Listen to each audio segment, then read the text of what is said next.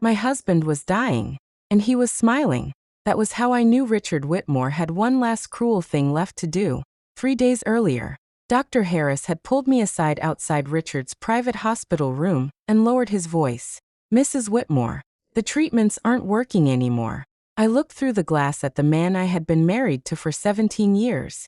Richard was thinner than he had been a month ago. His skin had lost its color. Even lifting a glass of water exhausted him now. How long? I asked. Dr. Harris hesitated. A few days. Maybe a week. I nodded. He studied my face as if he expected grief. Would you like me to call someone for you? No. Your family? My son is here. That was enough. It had been enough for 16 years. Richard had never understood that. He thought my life revolved around him because his last name was Whitmore. Because his family controlled companies, trusts, properties, and investments that had been built over generations. He thought every argument I had endured, every insult I had ignored, every cold dinner and public smile had been because I wanted what belonged to him. He was wrong. And in a few days, he was going to die still believing he had finally beaten me. The morning before his confession, I arrived at the hospital and found Daniel Mercer leaving Richard's room. Daniel had been the Whitmore family attorney for nearly 20 years. He was careful about everything, even the way he buttoned his coat. He stopped when he saw me. Catherine. Daniel. His eyes shifted toward the closed door behind him. I smiled slightly. That serious? You know I can't discuss Richard's estate planning without his authorization. I didn't ask you to. His mouth tightened. Daniel had always liked me more than Richard realized. That did not mean he would violate privilege. It did mean his face usually told me when Richard had done something reckless. That morning, Daniel looked exhausted. I stepped closer. Did he make you rewrite everything?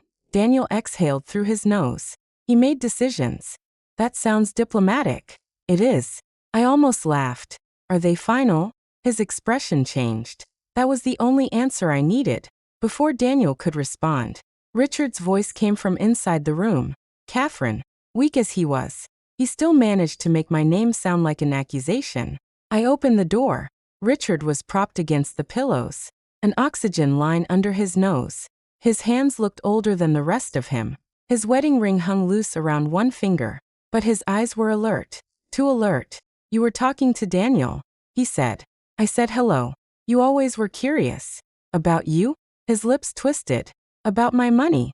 There it was. Even on his deathbed, Richard still needed to believe I had spent 17 years trying to steal something from him. I placed my purse on the chair. If thinking that makes dying easier, keep thinking it. His jaw tightened. You won't be so calm tomorrow. I looked at him. Tomorrow? For the first time in weeks. He smiled. Bring Evan. I should have been afraid. Instead, I felt something close to relief. Finally, after 16 years, Richard was ready to say it out loud. He just had no idea I already knew every word. The next afternoon, Evan stood beside me in the hallway. At 16, my son was already almost as tall as his father had once been. Richard had spent years teaching him how to stand in a boardroom without fidgeting, how to shake hands without trying too hard, how to listen to a man's numbers instead of his promises. That day, Evan's face was controlled. Only I noticed the way he flexed his right hand once. You okay? I asked. He looked at me. Are you? Yes, Mom. I'm fine. He gave me a look that said he knew better. That look was mine. The stubbornness was Richard's. Sometimes genetics had a sense of humor. Evan lowered his voice. He's really going to tell you? I think so. And Daniel already finished the trust? Yes. How do you know? Because your father was smiling. Evan glanced toward the door. That bad? For him? I picked up my purse. Probably. A nurse came out. Mr. Whitmore is asking for you both. Inside, Daniel sat near the window with a leather folder on his lap. Richard's mother, Margaret, had been there earlier, but Richard had sent her home. That did not surprise me. He wanted privacy, not because he was ashamed, because he wanted to enjoy my reaction without witnesses he couldn't control. Richard looked at Evan first. His entire face changed. That had always been the strange part. He could look at me with contempt 1 second, then turn to our son, and become someone almost gentle. Come here, he said. Evan walked to the bed. Richard reached for his hand. You're 16 now. I know. A weak laugh escaped him, still sarcastic. Learned from Mom.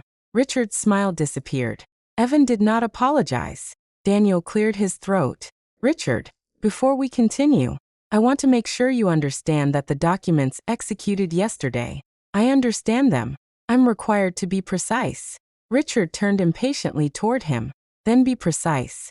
Daniel opened the folder. The controlling interest assigned through the Whitmore Family Trust.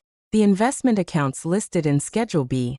Your voting shares in Whitmore Capital and the designated real estate interests have been transferred or structured for Evan according to the provisions we discussed. Richard looked at me. I gave him nothing. Daniel continued. Some portions remain subject to age restrictions until Evan reaches 18 or 21, depending on the instrument. But the beneficiary designations and certain transfers are effective. And Catherine? Richard asked. Daniel paused. Mrs. Whitmore retains everything guaranteed under the prenuptial agreement, along with her independently held property. That's all? Daniel looked uncomfortable. That is what you instructed. Richard smiled again. Yes. Evan's fingers tightened. I put a hand lightly against his arm. Richard noticed. His eyes sharpened. You're very calm. Catherine, should I faint? You might want to wait. Daniel looked between us. Richard, if this is a family matter, perhaps I should stay. Daniel frowned. I don't think. I said stay. His voice cracked at the end, and he coughed hard enough that Evan instinctively stepped forward. Richard lifted one hand. I'm fine. He wasn't. We all knew it. But Richard had spent his entire life treating weakness as something that could be overruled. When the coughing stopped, he looked at me again. There's something you deserve to know before I die. I sat down. All right. His eyes narrowed. That's it. What would you like me to say? Nothing yet. He leaned back. I want you to listen. So I did. Richard stared at me for several seconds. I never loved you. Evan's face hardened. I said nothing. Richard seemed disappointed. You knew that? Richard, you told me on our third date. Daniel looked down. Evan almost smiled. Richard ignored him. I loved someone else. Sophie Lane. This time he froze. Just slightly. But I saw it. You remember her name? I remember a lot of things. His mouth tightened. You never knew her. No. You took everything from her anyway. Evan shifted beside me. I felt the anger coming off him. I answered before he could. I didn't force you to marry me. Richard laughed bitterly. My father gave me a choice. And you made it. I was 21. So was I. You had no idea what he threatened to take from me. I looked at him. Yes, I did. The room went quiet. Richard's breathing grew heavier. He told me if I married Sophie, I was done. No Whitmore Capital. No trust. No board seat. Nothing. And you chose all of it. His face twisted. You think it was that simple? No. I leaned back in my chair. I think you've spent 17 years needing it to be more complicated than it was. Evan looked at me sharply. Richard's eyes filled with anger. Sophie was pregnant. I know. Daniel looked up. Apparently, that part was new to him. Richard swallowed. She was alone because of you. No. She was alone because you left her. Shut up. Evan stepped forward. Don't talk to her like that. Richard turned toward him immediately. Evan. No. There was something almost heartbreaking in Richard's face. Not because his son challenged him. Because Evan had defended me.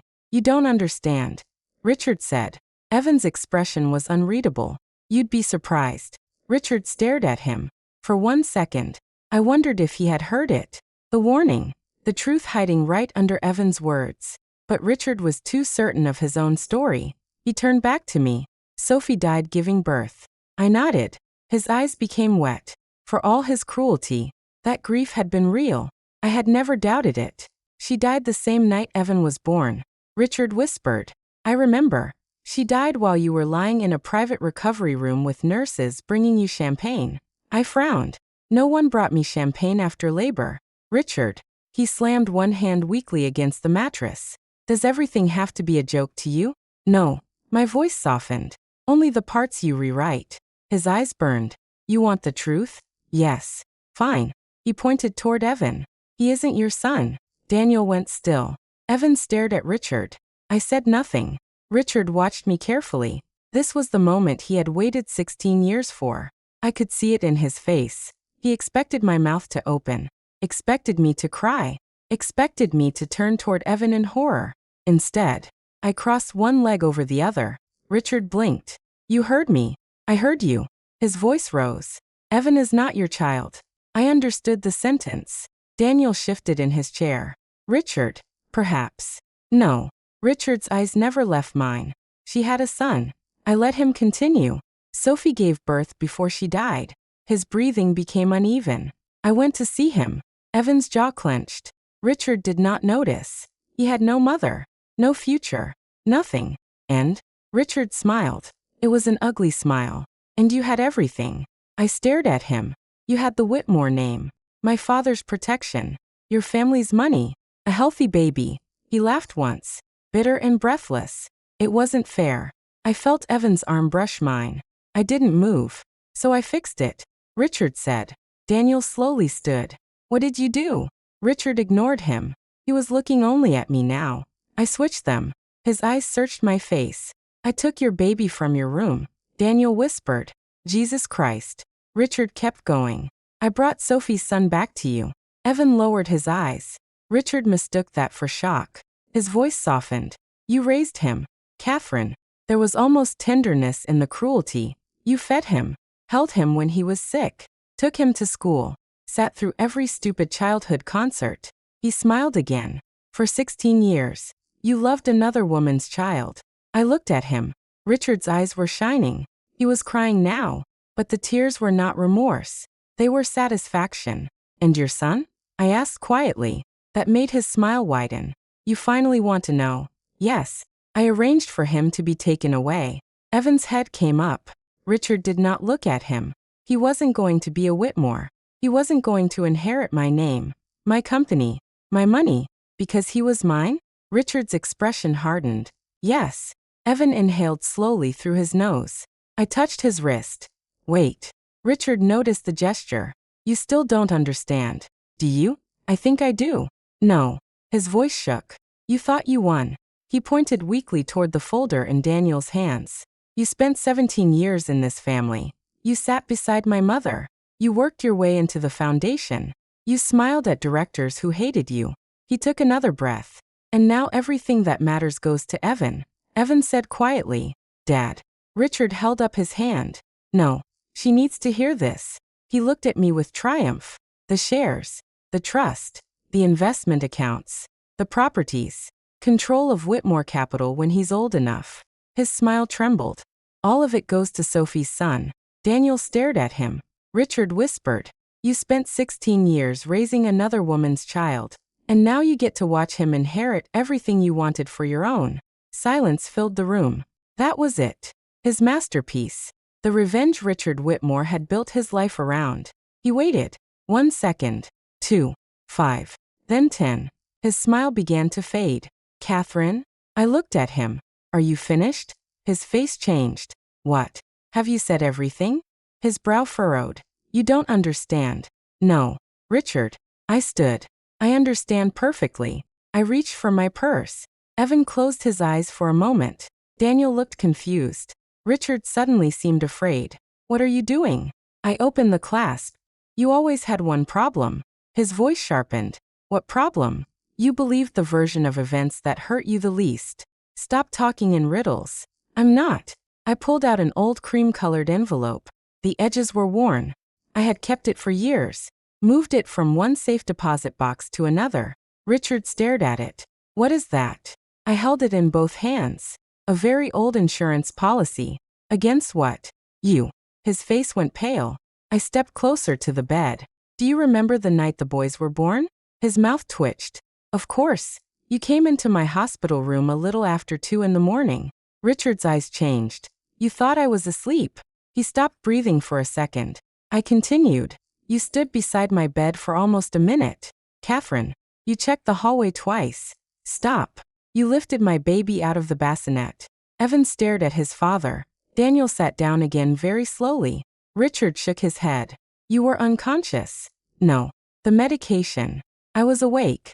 You're lying. I watched you carry him out. Richard's mouth opened. Nothing came out. I leaned closer, and 20 minutes later, you came back with another baby. No, you put him beside my bed. Shut up. Then you looked at me and said, now you'll know what it feels like to lose something you thought was yours. Richard's face collapsed. He remembered. Of course he remembered. Those were not words I could have guessed. You were asleep, he whispered. I wasn't. He shook his head harder. No, that's impossible. I looked at Evan, then back at Richard. When you left the room, I checked the baby. My voice stayed calm. He didn't have the birthmark. Richard stared at me. What birthmark? I almost smiled. That was the difference between us. Richard had built a revenge around children he barely looked at. I had memorized every inch of mine. Right shoulder, I said. A small brown mark just below the back of it. Evan's eyes moved toward his own shoulder. Richard looked at him, then at me. I opened the envelope. No. Richard's voice cracked. You're lying. I found my son that night. No. And I switched them back. His entire body jerked forward. The monitor beside him began beeping faster. No. Daniel stood. Richard, you're lying. A nurse opened the door. Mr. Whitmore? Richard screamed. Get out. She hesitated. Daniel gestured for her to wait outside. Richard turned back to me. You couldn't have done that. I did. You had just given birth. Yes. You could barely walk. That made it difficult. His eyes widened. But not impossible. He looked at Evan. No. Evan said nothing. Richard pointed at me. She's lying to you. Evan's expression barely changed. She isn't. Richard froze. What? Evan swallowed. Then he met his father's eyes. I've known since I was 12. For the first time in my marriage. Richard Whitmore had absolutely nothing to say. His lips parted. His hand fell against the blanket. He looked from Evan to me, then to Daniel, as if one of us might laugh and tell him this was a joke. No one did. I placed the envelope on his lap. Inside was a DNA report dated almost 15 years earlier. Richard stared at it but did not touch it. His voice came out as a whisper. No. Yes. No. You spent 16 years believing you were punishing me. His eyes filled with panic. I leaned closer. But every writing lesson, every board meeting, every introduction, every investment account, every share you placed in his name, I glanced at Evan, that you were giving them to my son. Richard's fingers began shaking. He looked at Evan again, not at the boy he had raised, at the biological son he had once tried to throw away. And I saw the exact second he understood. He had not spent 16 years deceiving me. He had spent 16 years building the future of the child he meant to destroy. Richard opened his mouth. Then the alarm started. Nurses rushed into the room. Daniel pulled me back as a doctor shouted for everyone to move. Evan caught my hand. Mom, I'm here, behind the medical team. Richard kept staring at us. His face was twisted with terror. Not because he was dying. Because, at last, he knew the truth. But what Richard learned that afternoon was only the end of the story. The beginning had happened 16 years earlier, at 2:17 in the morning, when I opened my eyes in a hospital bed and watched my husband steal our newborn son. And before the sun came up, I made the decision that would ruin him. I let him believe he had succeeded. 16 years earlier, Richard Whitmore walked into my hospital room at 2:17 in the morning and stole our son. The strange thing was, by then, I already knew what kind of man I had married. I just hadn't known how far he was willing to go. Richard and I had never pretended ours was a love story. The first time we discussed marriage, we were sitting across from each other in my mother's Manhattan apartment with 2 lawyers waiting in the next room. Richard was 21. So was I. He looked at the engagement agreement on the table, then at me. There's someone else. I didn't even blink. All right. His eyebrows rose. That's all you have to say? What were you expecting? Most women would probably ask who she is. I'm not most women. His mouth tightened. That was the first thing Richard disliked about me. I rarely reacted the way he wanted. He leaned back. I love her. Then why are you here? His expression changed. Only slightly. But I had already learned that Richard's pride showed first in his jaw. My father believes this marriage is necessary. I asked why you're here. He controls the voting trust. So, if I walk away from this arrangement, I lose my position in Whitmore Capital. I folded my hands. And my future. That answer told me everything. Not because Richard wanted money. I understood wanting security. I understood family pressure. My own mother was sitting in the next room trying to preserve control of assets my uncles had been circling since my father died. I was considering marrying Richard for reasons that had nothing to do with romance. But I wasn't pretending otherwise. Richard was. You can say it. I told him. His eyes narrowed. Say what? You chose the company. I haven't chosen anything yet. You're sitting here negotiating a prenup with me. His face hardened. You don't know Sophie. That was the first time I heard her name. Sophie. Sophie Lane. He said it differently than he said my name. Softer. I remembered that. She doesn't care about money. He continued. I'm sure she doesn't. She doesn't care what my last name can buy. That sounds admirable. You're mocking her. No. I'm wondering why you're angry with me. Richard stared at me. I'm not. You are. His voice dropped. You're getting what you want. So are you. He looked almost offended. I gestured toward the papers. My family brings capital your father wants. Your family brings institutional support mine needs. Nobody dragged either of us into this room. You make marriage sound like a merger. For us. It is. That made him laugh once. Not because it was funny, because he hated hearing the truth spoken plainly. I pushed the agreement toward him. I don't expect you to love me, Richard. Good. But I do expect respect. He looked at me for a long moment. Then he picked up the pen. You'll have it. That was the first promise my husband broke. We married 6 months later. The wedding photographs made us look perfect. Richard looked handsome and solemn.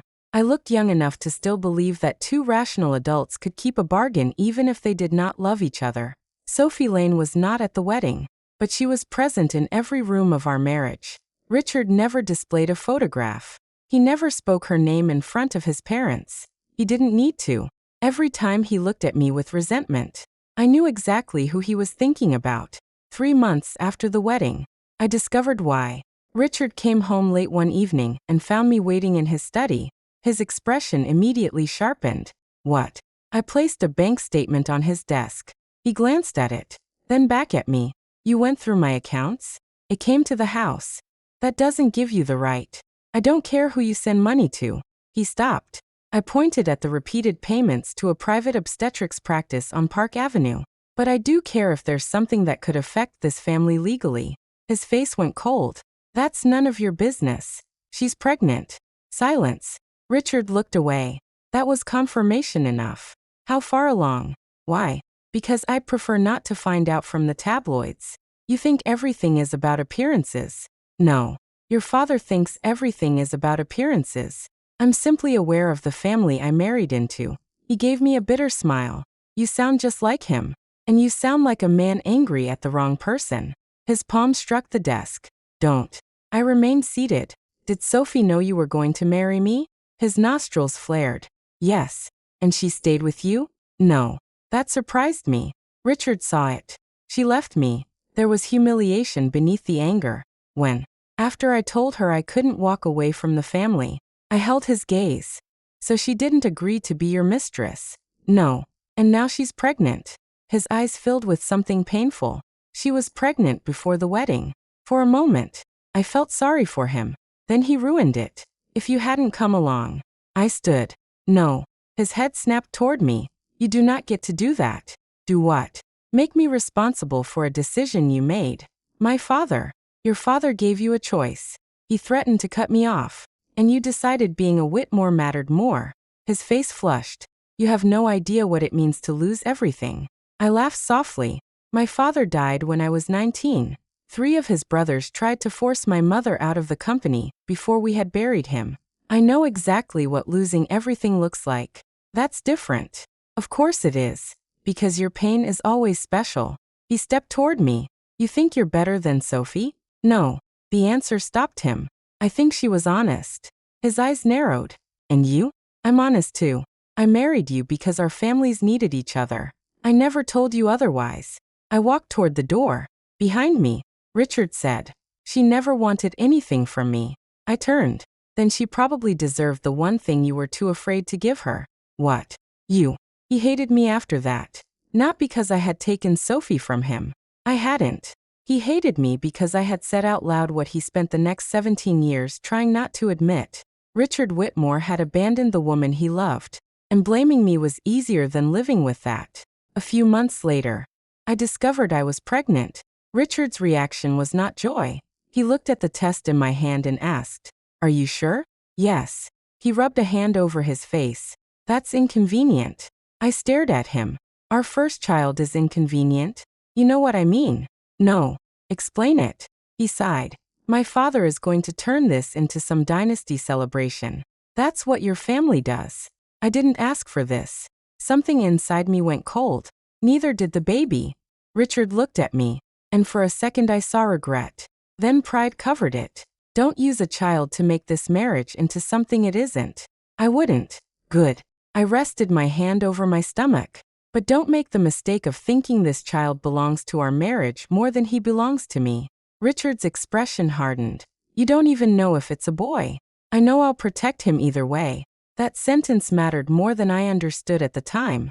My pregnancy progressed normally. So did Sophie's. I knew that because Richard continued paying her medical bills. He tried to hide it. I never confronted him again. Sophie and I never met. I knew she worked in art restoration. I knew she had moved out of the apartment Richard once paid for. I knew her older sister Laura had begun accompanying her to appointments. And I knew Richard watched from a distance because Sophie refused to let him back into her life. Once, in my 7th month, I found him sitting alone in his study with an ultrasound image. Not mine. He shoved it into a drawer. I pretended not to notice. 2 weeks before my due date, Richard told me he had arranged for my delivery at St. Matthew's Private Medical Center. I laughed. "What? That's where Sophie is going." His face changed. "How do you know that?" "Because the obstetrician you're paying practices there." He looked annoyed. "It's one of the best hospitals in the city." "I'm aware. If you want somewhere else." "No." He frowned. "You don't care?" "I care about my doctor." "What if you see her?" "Then I suppose 2 pregnant women will survive being in the same building." Richard stared at me as if my calmness offended him. "You really don't feel anything about her." "That's not true." "What do you feel?" "Sorry for her." His expression hardened. "Don't pity Sophie." "I don't pity her because she loved you." "Then why?" "Because she trusted you." He walked out. 3 weeks later, my water broke. Evan was born shortly after 6 in the evening. The labor was harder than expected. I lost more blood than my doctor liked. And by the time a nurse placed my son against my chest, my hands were shaking. But I remember him perfectly. His dark hair, his angry little cry, his fingers curling around nothing, and the mark behind his right shoulder. A small, light brown birthmark, no bigger than the tip of my thumb. The nurse laughed when she saw me staring at it. "That's his first identifying feature." I touched it gently. "At least you gave me one way to recognize you." She smiled. "He knows you already." I looked down at my son. "No." I whispered. "I'm the one who needs to know him." Richard arrived 20 minutes later. He stood beside the bed and stared at the baby. For a moment, I thought he looked moved. Then something closed in his face. "He looks like you." "He's an hour old." "He does." I watched him. "Would that bother you?" His eyes moved to mine. "No." But the answer came too quickly. He touched Evan's hand once, then stepped away. A doctor appeared in the doorway and asked Richard to speak privately. Richard's face changed before the doctor finished the first sentence. I knew immediately it had nothing to do with me. "Sophie?" I asked. The doctor looked startled. Richard went white. "What happened?" The doctor glanced at me, uncertain. Richard followed him into the hall. He did not come back for almost 2 hours. When he did, his eyes were red. I knew. I did not ask him to say it. Still, he did. "She's dead." My chest tightened. "I'm sorry." "Don't." His voice was flat. "Richard, don't say you're sorry." I looked at him. His face twisted. "She hemorrhaged." I said nothing. "They tried surgery. They couldn't stop it." "I'm sorry." I said stop. He turned away. I watched his shoulders shake once. Then he covered his face with both hands. For that one moment, I saw a grieving young man. Not my husband. Not a Whitmore. Just a man who had lost someone he loved. I wanted to give him that moment. Then he lowered his hands and looked at me. And the grief had already begun turning into something else. Hatred. "You're alive." he said. I stared at him. What? You're alive. His eyes moved toward the bassinet. And your baby is alive. I felt a warning move through me. That isn't my fault. He laughed bitterly. Of course not. Richard, everything works out for you. Stop. You get the marriage, the family, the child. I didn't take those things from Sophie. His eyes flashed. She should have had this. Then you should have chosen her. His expression turned vicious. I regretted the timing, not the truth. He stepped toward me. You really can't help yourself. Can you?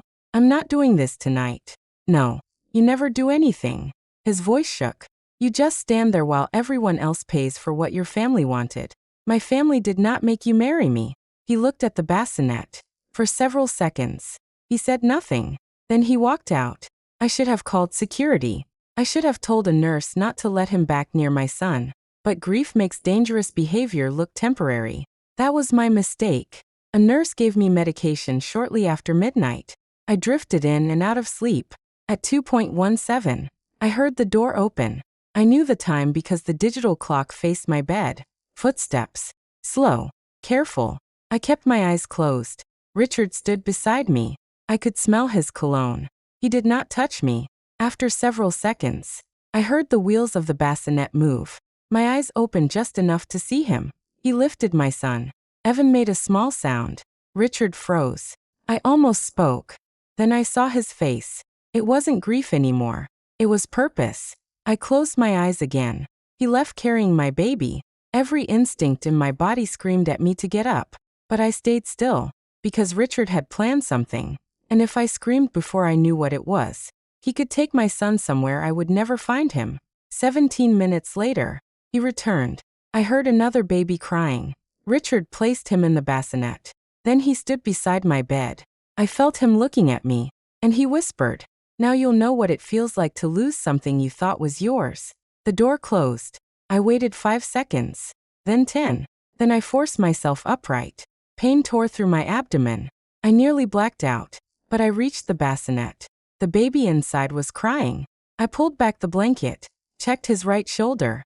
Nothing. No birthmark. My hands started shaking. Oh God. This was not Evan. I pressed the call button, then stopped. If I called the regular nursing staff, someone would notify Richard, and Richard would know I had discovered the switch. I picked up my phone instead. There was only one person in that hospital I trusted completely. Helen Price had worked for my mother for 8 years before training as a private maternity nurse. My mother had insisted she stay nearby during my delivery. I called her.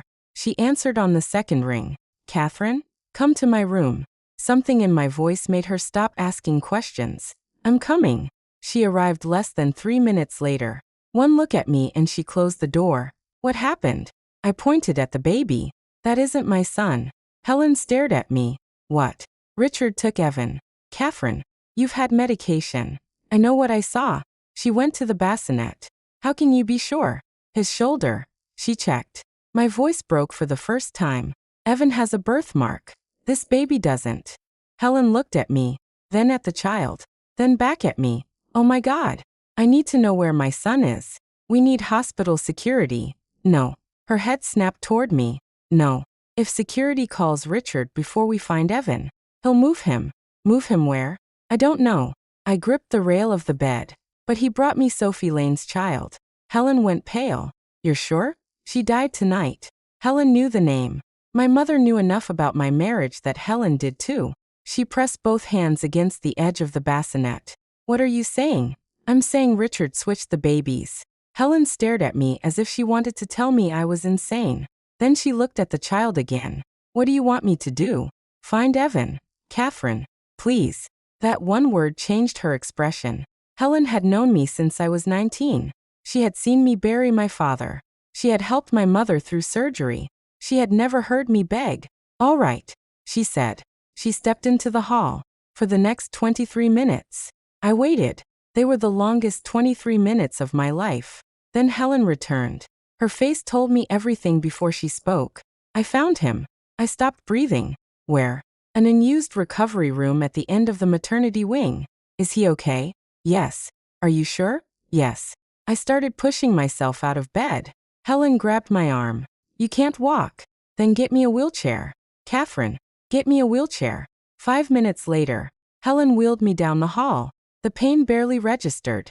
She opened the door. A bassinet stood beside the wall. I reached for the baby. My hands shook as I pulled back his blanket. Right shoulder. Small brown mark. I started crying. Not loudly. There was no dramatic breakdown. I just pressed my forehead against his and let the tears fall. I've got you. Helen touched my shoulder. What now? That was the question that changed my life. Call the police? Wake the hospital administrator? Confront Richard? Every obvious choice carried the same risk. Richard Whitmore's family sat on the hospital foundation board. His father had donated millions. Richard had arranged the switch somehow, which meant at least one person had already helped him. And if I accused him before I understood exactly who was involved, he could deny everything.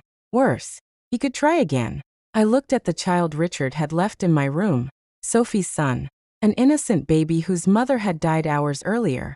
Richard had turned both of them into weapons. I refused to let him decide what happened next. Bring Sophie's baby here, I told Helen. Her eyes widened. What? Bring him? Why? Because we're putting them back. Helen stared at me. You want to switch them again? I want my son. You have your son.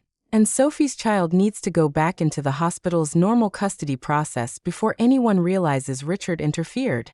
Helen shook her head. This is insane. No. What Richard did was insane. What if he finds out? He won't. How can you know that? I looked down at Evan. Because he wants to believe he won. That was the first moment I understood Richard's weakness. It wasn't Sophie. It wasn't his father. It wasn't even ambition. It was certainty. Richard needed to believe his choices were justified. Once he believed something, he stopped looking for evidence against it. Helen brought the other baby. We switched them back. Before dawn, I also made her help me preserve what evidence we could. Blood samples, hospital identification numbers, copies of records. Later, through a private laboratory outside the Whitmore family's influence, I had DNA testing done. I never intended to trust memory alone. By sunrise, Evan was sleeping beside me again. Richard returned shortly after 7. He looked exhausted. But when he approached the bassinet, something almost tender entered his face. He lifted Evan carefully. I watched him stare at the child he believed belonged to Sophie. Richard touched his tiny cheek. I'm sorry, he whispered. I pretended not to hear. Then he looked at me. The softness vanished. You should rest. I plan to. He looked down at Evan again. I'll make sure he has everything. I studied my husband's face. In one night, everything had changed. Until then, I had thought my marriage was a contract. Now I understood it was a battlefield. Richard hated me. He would never willingly give my child anything if he believed that child represented me. But Sophie's son? That child would receive all the love Richard had denied himself. All the guilt. All the money. All the opportunities. All the doors a Whitmore name could open. I could have exposed him that morning. I could have destroyed the marriage. Instead, I made a different choice. I looked at my son in Richard's arms and thought, if you want to love him for the wrong reason, Richard, go ahead. Teach him. Protect him. Give him everything you think you're giving Sophie. I will know who he really is. And one day, so will you. Richard kissed Evan's forehead. I'll give you everything your mother should have had. I smiled for the first time that morning. Richard mistook it for exhaustion. He had no idea I was making him a promise of my own. Yes, Richard, you will. For the first 12 years of Evan's life, Richard loved him exactly the way I had hoped he would. That sentence still makes me uncomfortable. A mother should not have to calculate how much her husband loves their child. She should not have to sit across a breakfast table and quietly measure affection like stock performance. But Richard had made fatherhood dangerous before Evan was 24 hours old. So I learned to watch. And Richard gave me plenty to see. When Evan was 3, Richard decided he needed riding lessons. He's 3, I said. Richard buttoned his coat without looking at me. He'll be 4 in 6 months. That does not make him 7. He can sit on a pony. He can also eat glue if nobody stops him. Richard finally looked up. You treat him like he's fragile. I treat him like he's 3. He's a Whitmore.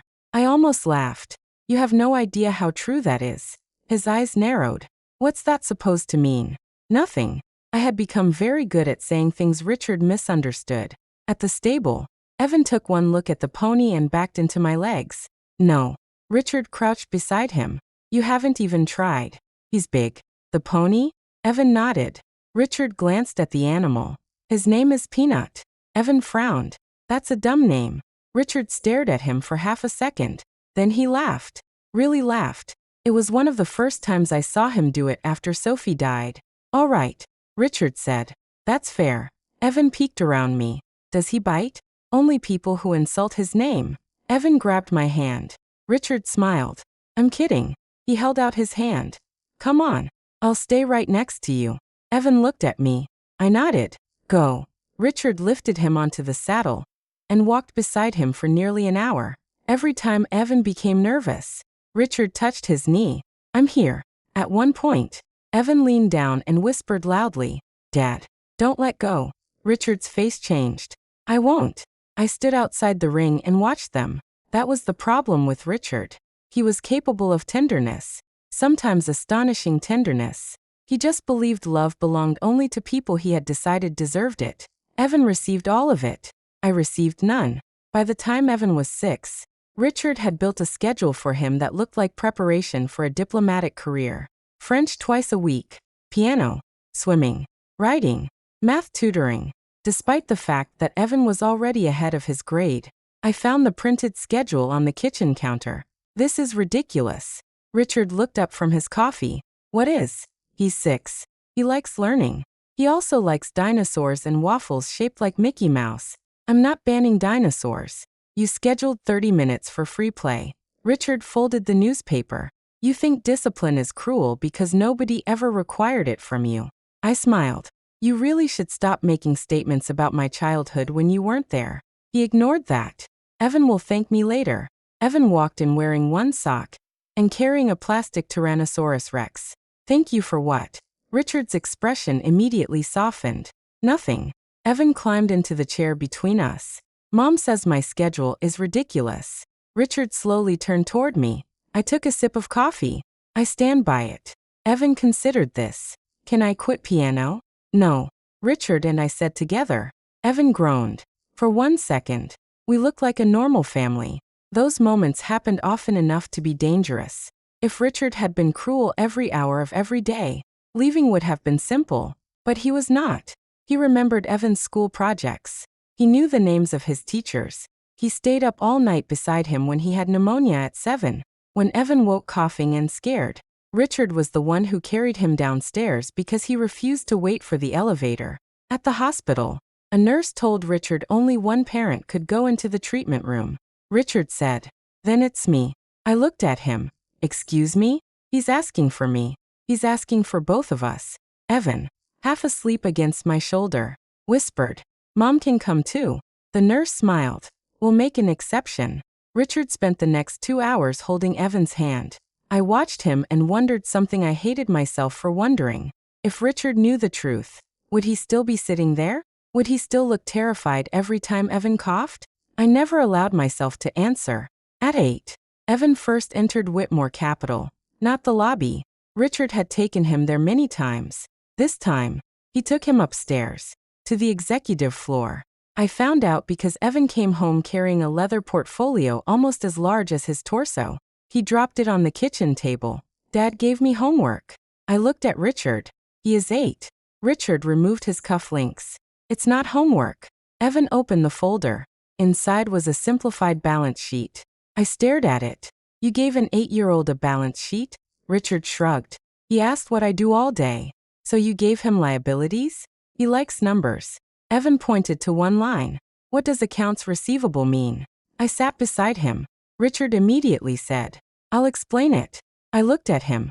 "Of course you will." He sat across from Evan and spent 20 minutes explaining how a business could sell something and still not have the cash in hand. Evan listened seriously. Then he pointed to another number. "Why is this one smaller?" Richard leaned closer. "Which one?" "This year." He traced the page. Revenue went up, but cash went down. Richard became very still. I watched the exact second his pride ignited. "That," he said slowly, "is a very good question." Evan smiled. "Do I get a prize?" Richard laughed. No. That's unfair. You get another page. That's a terrible prize. I turned away so Richard wouldn't see me smiling. 2 days later, I heard him telling his mother about it. Margaret Whitmore was sitting in our living room when I came downstairs. Richard had a drink in his hand. He noticed the cash position. Margaret smiled. At 8? Without prompting. You sound proud. I am. He said it without hesitation. Then he noticed me. His expression cooled slightly. Margaret noticed that too. Catherine tells me he's doing very well in school. Richard took a sip.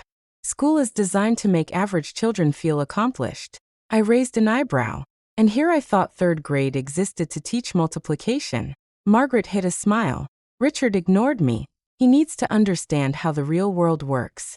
Margaret looked toward the hallway where Evan was playing. And you plan to teach him? Everything. The word settled between us. Everything. I remembered a hospital room. A newborn in his arms. I'll make sure he has everything. Richard was keeping his promise. Just not to the woman he thought. At 9, he gave Evan his first set of Whitmore Capital stock certificates, not voting shares. Just a ceremonial gift held in trust. Evan ran into my room waving the paperwork. Mom. I looked up. What happened? I own the company. I glanced at the number of shares. You own enough of the company to buy yourself a very disappointing sandwich. His smile disappeared. That's it. Possibly chips. Richard entered behind him. You could let him enjoy something for 5 minutes. I'm teaching financial realism. Evan looked between us. So I'm not rich? Richard crouched beside him. You don't have to worry about being rich. Why? Because one day all of this will be yours. My eyes lifted. Richard saw me looking. His mouth curved. What? Nothing. You disagree? Not at all. That confused him. Richard straightened. I thought you'd have an opinion. I do. What is it? I looked at Evan. I think you should listen to your father. Richard smiled with satisfaction. He had no idea why. By 10, Evan understood that his parents did not like each other. Children always know. Adults simply flatter themselves into thinking they don't. One evening, Richard came home from a foundation dinner irritated because a donor had praised my management of a literacy program. He loosened his tie and said, "You enjoyed that." I was reviewing grant applications. Enjoyed what? William Foster, acting like you built the foundation yourself. He complimented a project. You made sure everyone knew it was yours. I gave a 3-minute update. You love inserting yourself into things that belong to my family before you arrived. I put down my pen. Do you want to discuss the program, or do you want to be angry that people thanked me? Richard laughed. You always know how to make yourself useful. Evan was standing in the hallway. Neither of us had noticed him. What does that mean? He asked. Richard turned. Nothing. It sounded mean. It wasn't. Evan frowned. Yes, it was. Richard's face changed. He hated being corrected, but he hated disappointing Evan more. Go upstairs, Dad. Now. Evan looked at me. I nodded. It's okay. He went upstairs slowly. Richard waited until he was gone. Don't involve him. I didn't. He's taking your side. He's 10. Richard, this isn't a shareholder vote. You make me look like the bad guy. I stared at him. You do that all by yourself. His eyes went cold. You think because he loves you, you've won something. There it was again. Always a contest. Even our son's affection. I don't need Evan to choose between us. Every mother says that until the child grows up. Not everything is about choosing. For you. Maybe. I stood. For you. Apparently everything is. The next morning, Evan sat beside me at breakfast. Richard had already left. He stirred his cereal for almost a minute. Then he asked, "Why does Dad talk to you like he hates you?" I stopped. There are questions mothers rehearse answers to. Where do babies come from? Why do people die? Why can't I drive when I'm 12?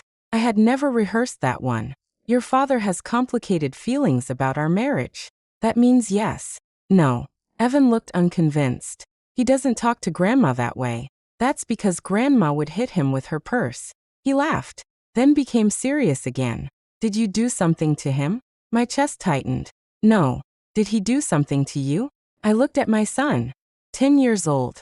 Already watching too closely. Yes. His spoon stopped. What? Something that happened a long time ago. What? I'll tell you when you're older. That's what adults say when they don't want to answer. That is exactly what I'm doing. He frowned. Why?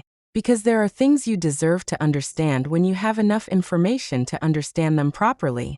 He thought about that, then asked, why is he mad at you? I chose my words carefully. Sometimes adults make choices they regret. He waited. And sometimes instead of admitting they regret those choices, they blame someone else. Dad blames you? Yes. For what? For a choice he made. Evan looked toward the doorway. That's stupid. Don't say stupid. It is. I didn't say you were wrong. He smiled. I kissed his forehead. Finish breakfast. At 11, Richard took him to his first Whitmore family strategy retreat. Margaret objected. He's a child. He'll sit quietly. Edward Whitmore, Richard's father, was still alive then. He studied Evan from across the table. Why is he here? Richard put a hand on Evan's shoulder. To learn. Edward looked at his grandson. Do you want to be here? Evan hesitated. No. Everyone went silent. I covered my mouth with my coffee cup. Richard closed his eyes briefly. Edward surprised all of us by laughing. At least he's honest. Evan brightened. Can I leave? No. Richard said. Edward laughed harder. Later, I found Evan sitting outside the conference room, drawing spaceships on the back of an earnings report. How was your education? Boring. Good. He frowned. Why good? If it was exciting at 11, I'd be worried. Richard came out. He understood more than half the discussion. He drew a rocket on your quarterly report. Evan held it up. It's a good rocket. Richard took the paper. He tried to look annoyed. Failed. Keep it. Evan grinned. Richard folded the drawing and put it in his pocket. That was another problem. He genuinely adored him. I had wanted Richard's mistaken belief to protect my son. I had never expected to watch that mistake become love. And I had never decided whether that made what I had done kinder or crueler. When Evan was 12, Richard began taking him to actual board meetings for the first hour. Not every meeting. Enough. One afternoon, his cousin Gregory objected. This is getting absurd. Richard looked across the conference table. What is? He's 12. So, you're discussing long-term governance with a middle schooler in the room. Evan sat perfectly still beside Richard. Gregory pointed toward him. He doesn't need to hear this. Richard's face became hard. He needs to hear exactly this. Why? Richard did not hesitate. Because one day he'll sit in my chair. Silence. I was seated farther down the table as a representative of the family foundation. Gregory glanced at me, then back at Richard. You've already decided that? Yes. What about the rest of the family? Richard leaned back. What about them? Gregory flushed. Edward would have stopped such a confrontation years earlier. He was gone now. Richard no longer needed anyone's approval. He put one hand on Evan's shoulder. This company needs someone who understands what it means to protect it. Evan looked uncomfortable. Richard mistook that for humility. I knew better. Evan hated people talking about his future, as if he weren't sitting there. After the meeting, he cornered me near the elevators. Did you know he was going to say that? No. Do I have to run the company? No. He blinked. Dad says I do. Your father says many things. He says it's my responsibility. It might be. That sounds like yes. It means you should learn enough to have a choice. He stared at me. A choice? Yes. If I learn all this and then decide I don't want it, then it will be your decision. He glanced back toward the boardroom. Dad won't like that. No. You'll let me? Yes. His shoulders relaxed. Then he asked, why do you always tell me to learn what he teaches me if I don't have to do it? Because every lesson made you harder to remove. Because every director who watched you grow made you more legitimate. Because every hour Richard spent teaching you was one more brick in a future he would never knowingly build for my son. Instead I said, knowledge gives you choices. Evan considered that. Dad says knowledge gives you leverage. I smiled. That sounds like your father. Which one is right? Both. That night Richard was in an unusually good mood. He poured himself bourbon after dinner. Then another. Margaret had stopped by earlier, and they had argued about a family property. By 10, Richard was drunk enough to become sentimental. That was rare. Evan came downstairs looking for his phone charger. Richard was alone in the study. I heard their voices from the hall. Hey, Richard said. Hey, come here. Why? Just come here. I stopped before entering. Richard pulled Evan into an awkward hug. Evan laughed. Dad, you're crushing me. Richard held him tighter. You're getting too tall. I'm 5'4". Too tall. Evan smiled. You're drunk. Don't tell your mother. She already knows. Richard laughed. Then his expression changed. His hand came up and touched Evan's face. You have her eyes. Everything inside me went still. Evan frowned. Whose? Richard stared at him. For several seconds. He seemed to forget where he was. Then he whispered. You're the only thing she left me. Evan's smile disappeared. Who? Richard blinked. What? Who left me? I stepped into the room. Evan. He turned toward me. Richard immediately straightened.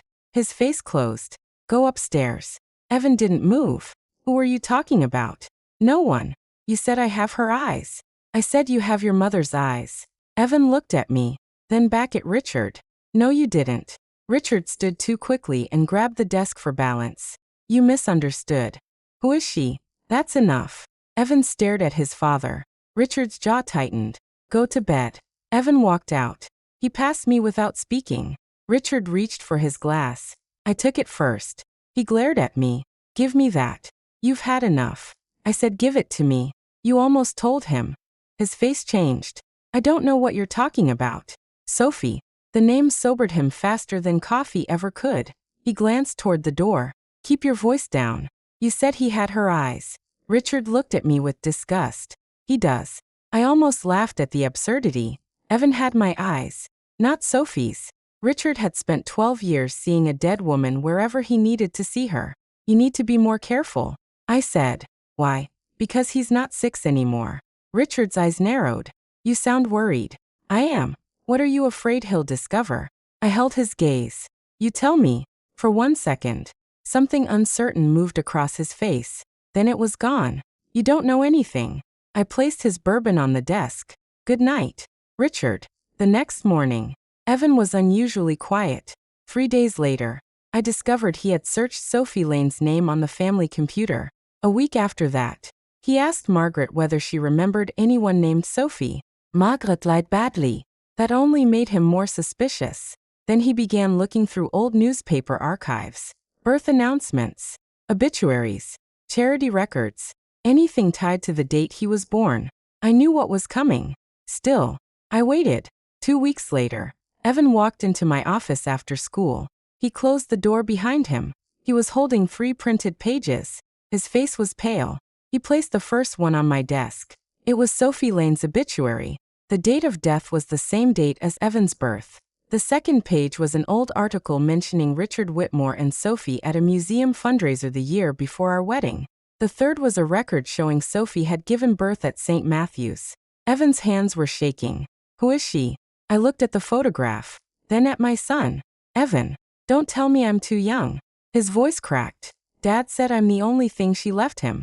I said nothing. He leaned forward. Was he having an affair with her? No. His face tightened. Then what?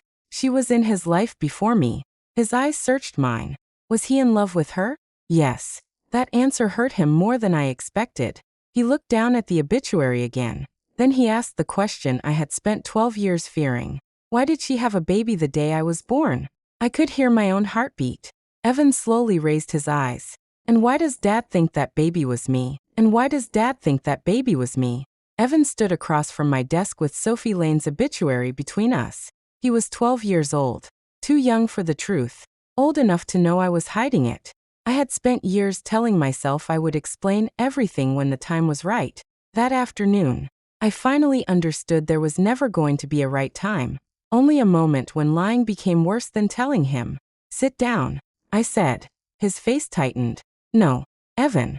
I don't want you to make this into one of those calm conversations where you decide what I'm allowed to know. That isn't what I'm doing. You always do that. His voice shook.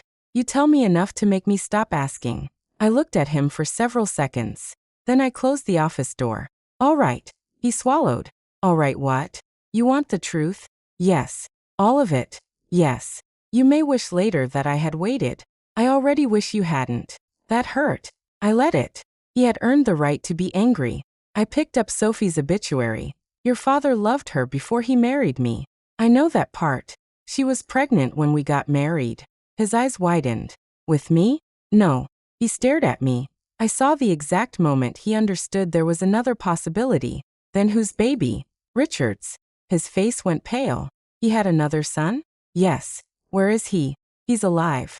Evan took a step back. Does Dad know? Yes. Does Grandma know? Not the whole story. What whole story? I put the obituary down. You and Sophie's son were born in the same hospital on the same night. He stopped breathing normally. I continued before I could lose my nerve. Sophie died after giving birth. I know. Your father was devastated. What does that have to do with me? Everything. He shook his head. Mum. Richard came into my room after 2 in the morning. He thought I was asleep. Evan stared at me. He took you out of your bassinet. His lips parted. I watched confusion become fear. What do you mean? Took me? He carried you out of the room. Why? He brought another baby back. Evan's eyes filled. No. Yes. No. He stepped away from the desk. That doesn't make sense. I know. You're saying Dad switched us? Yes. With Sophie's baby? Yes. He stared at me as if I had become someone else. For several seconds, neither of us spoke. Then he laughed once. A sharp, disbelieving sound. So I'm not your son. You are. His head snapped toward me. What? You are my son. You just said. I switched you back. Silence. His face went blank. I explained the birthmark. Helen. The unused recovery room. The second switch. The DNA test I had ordered later. I told him everything. I did not make myself sound brave. I had been terrified. I did not make Richard sound insane. What he had done spoke for itself. When I finished, Evan looked like he had aged several years. He sat down without seeming to realize he had done it. So Dad tried to give me away. There was no safe answer. Yes. His eyes dropped to the floor. Because I was yours. Yes. His jaw began trembling. I wanted to go to him. I stayed where I was. He looked up. And he thinks I'm Sophie's son. Yes. The tears came then. He wiped them away angrily. That's why. I said nothing. That's why he loves me. Evan. That's why. He stood again. All the writing lessons. The company. Everything. He does love you. He looked at me with such anger that I stopped. No. He does. He loves who he thinks I am. That sentence cut deeper than anything Richard had ever said to me. I moved toward him. He stepped back. Don't. I stopped. You knew this whole time? Yes. All 12 years? Yes. And you let him think I was hers? Yes. His face twisted. You lied to him? Yes. You lied to me? Yes. His voice cracked. Why? To protect you. From what? From him. He's my dad. I know. No, you don't. He hit his chest with one hand. He's my dad. I love him. I know. And you knew he tried to get rid of me. Yes. You knew every time he said he was proud of me that he thought I belonged to someone else. Yes. He shoved the chair backward.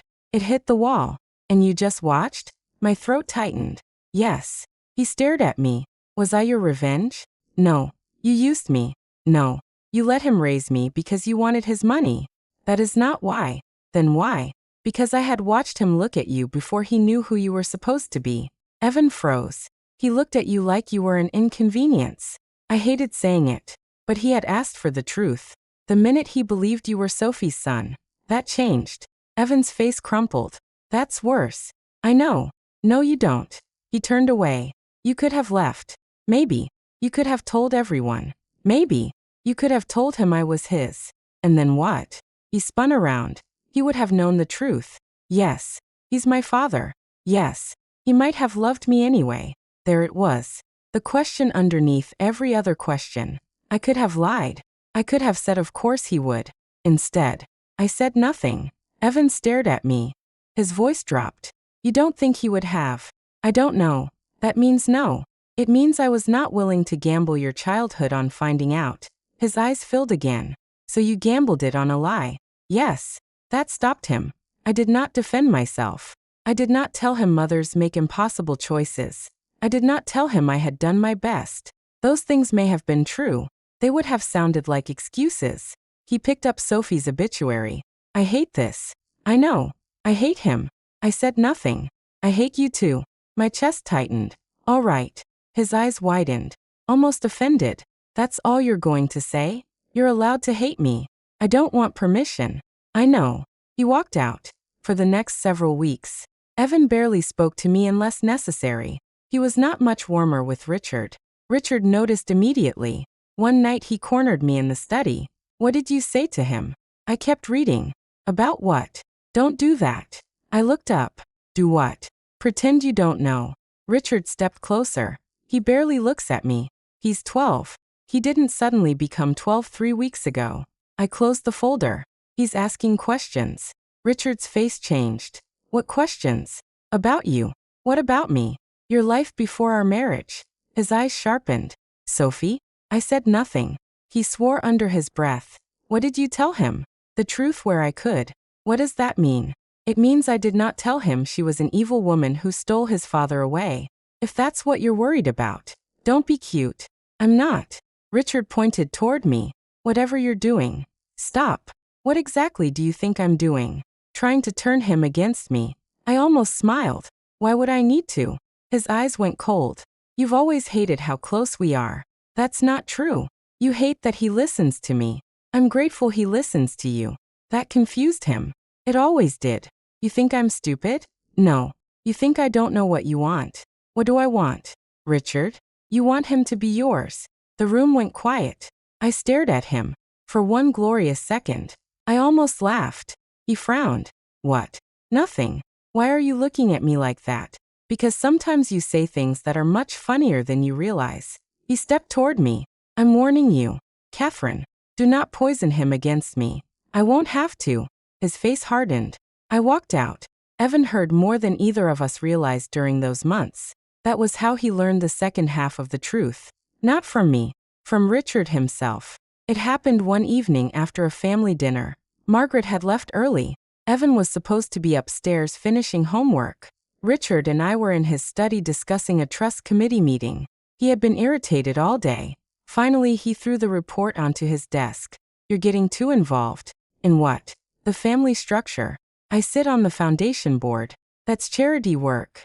I also sit on the investment advisory committee, because my mother insisted, and because I'm qualified. He laughed. You really think any of that gives you a claim here? I have never asked for one. Not directly. I folded my arms. What are you actually angry about?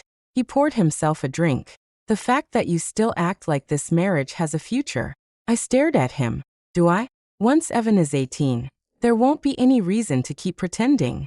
My pulse remained steady. Pretending what? That we are a family. I looked at him. And then? Then we end this. Divorce? Yes. He said it with satisfaction, as if the possibility should frighten me. And what do you think happens after that? Richard smiled. Evan gets everything. I tilted my head. And? You don't. He almost sighed. 17 years of resentment. And this was still where he always ended up. Money. Control. Punishment. You genuinely think that matters to me. It's the only reason you stayed. No. Please. He took a drink. You wanted your child inside the Whitmore family. You wanted the name. The inheritance. The board seat. His eyes hardened. But at least one thing Sophie left behind will never belong to you. I heard a sound outside the door. Small. Barely there. Richard did not. I knew immediately who it was. Evan. I kept my face still. Richard went on. When he's old enough, he'll understand what you are. What am I? The woman who got everything because my father made sure Sophie got nothing. That isn't what happened. That is exactly what happened. You chose this marriage. His jaw tightened. Because I had no choice. You always had one. Stop saying that. Then stop blaming me for taking a road you walked down yourself. He slammed the glass onto the desk. You want to know what keeps me here? I'm sure you're going to tell me. Evan. His voice softened immediately. He is the only thing in this house that ever mattered to me. Outside the door. Complete silence. Richard continued. When he turns 18, I'll make sure he never needs you. That made something inside me go cold. You think he's property? No. I think he's my son. The irony nearly choked me. And you think loving him means using him to hurt me. Richard stared at me. I think you deserve to know what it feels like to lose. He walked out through the opposite door. I waited. Then I opened the hall door. Evan was standing there. His face was white. He did not cry. That frightened me more. You heard. All of it. I nodded. He looked toward the hall Richard had disappeared down. He really does hate you. Yes. He thinks I'm his way to punish you. I chose my words carefully. Partly. Evan laughed without humor. So that's what I am to both of you. No. He looked at me sharply. To me, you are my son. And to him? I could not answer that for Richard. Evan's eyes dropped. He said I'm the only thing that matters to him. Yes. But he doesn't even know me. He knows a lot about you. He doesn't know the most important thing. No. He didn't. That night, Evan came into my office after midnight. I was still awake.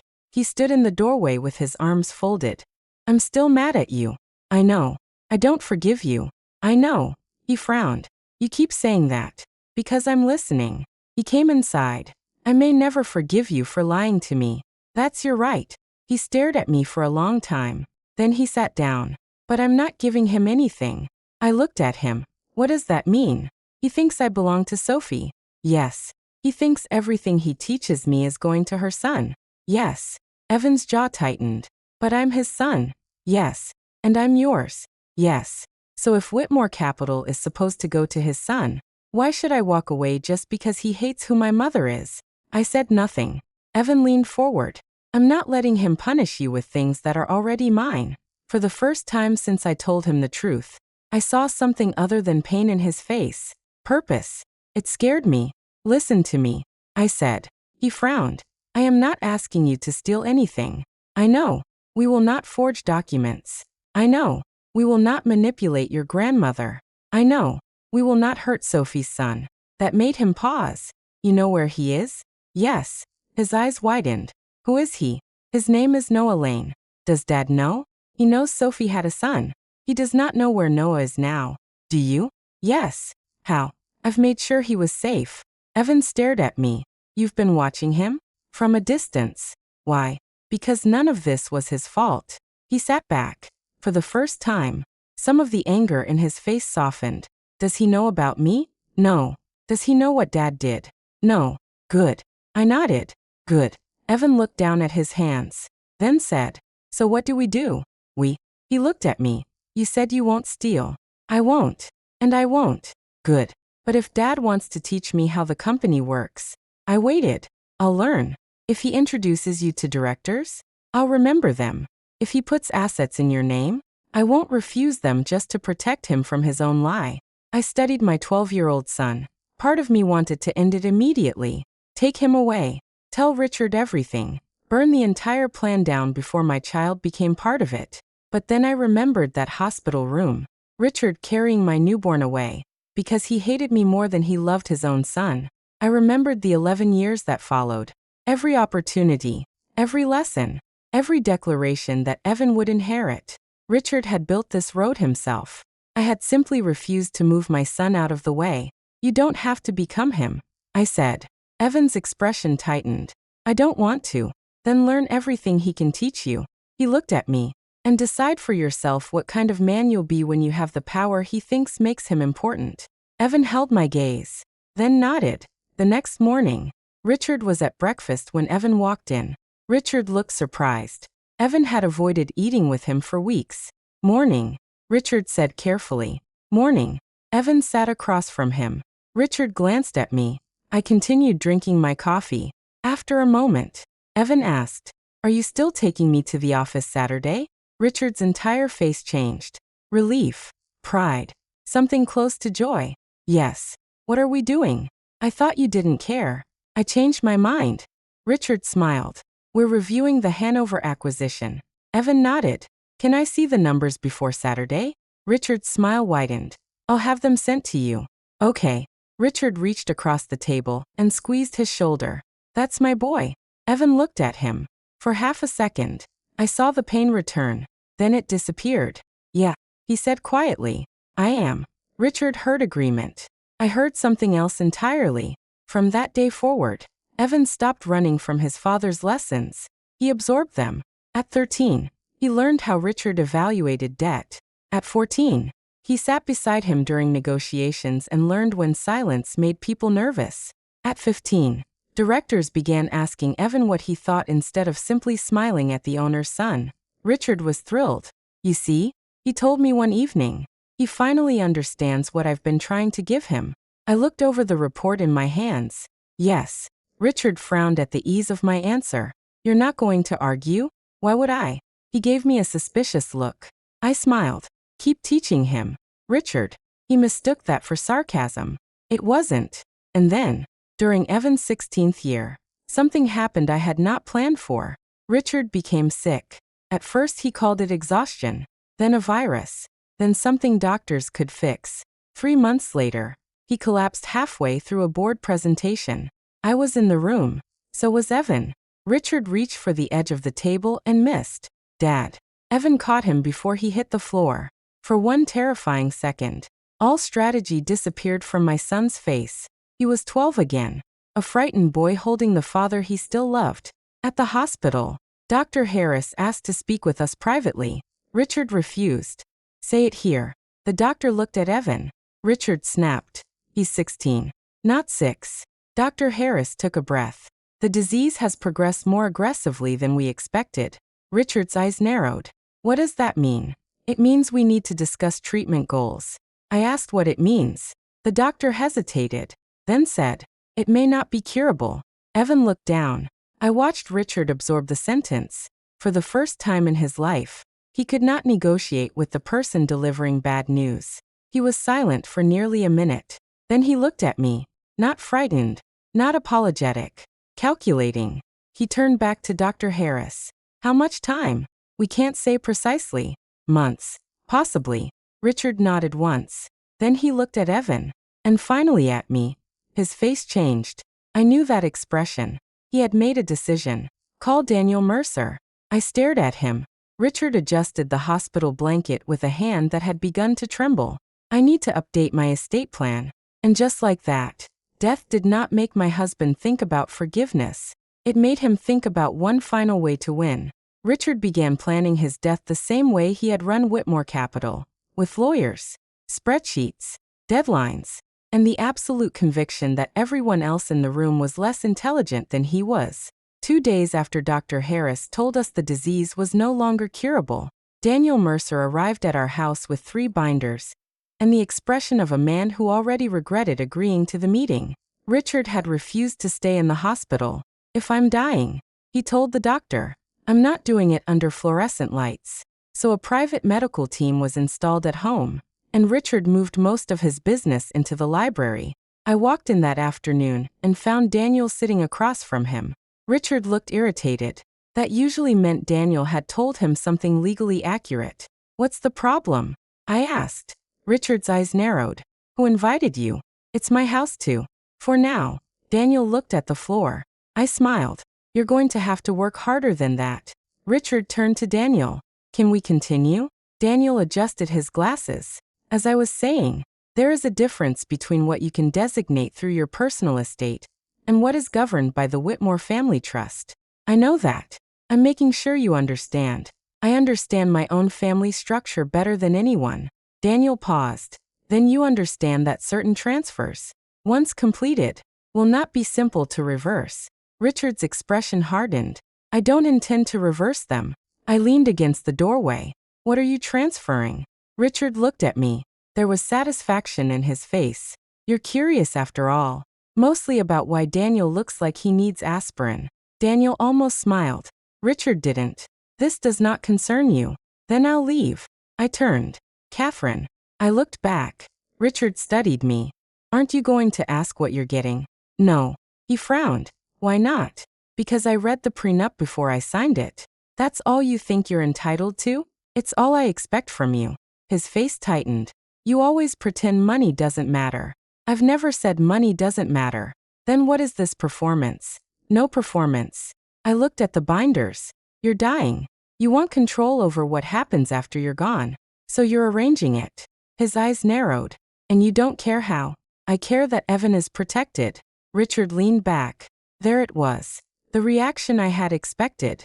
A faint smile. You don't need to worry about Evan. I don't. That wiped away the smile. What's that supposed to mean?